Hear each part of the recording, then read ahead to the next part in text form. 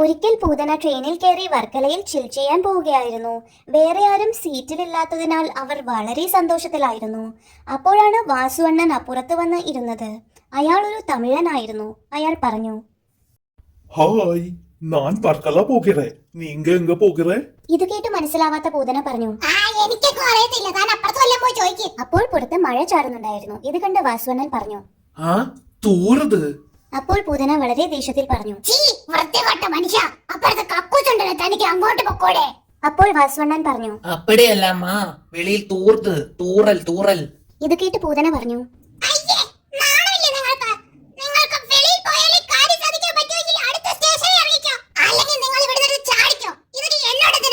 ഇത് കേട്ട് ഒന്നും മനസ്സിലാവാത്ത വാസുവണ്ണൻ പറഞ്ഞു. புரியலே. ഇത് കേട്ടു ദേഷ്യത്തിൽ പൂതന വാസുവണ്ണന്റെ അടുത്ത് വന്നിരുന്ന അയാളെ ഇക്കിളിയാക്കിയും ഉന്തി തള്ളിയും പുറത്തേക്ക് തള്ളിയിട്ടു. എന്നിട്ട് പറഞ്ഞു, സന്തോഷമായോ? ഇനി പോയി കാര്യം സാധിച്ചോ? പുറത്ത് മഴയത്ത് വീണ വാസുവണ്ണൻ വിഷമിച്ചു കുണുങ്ങി.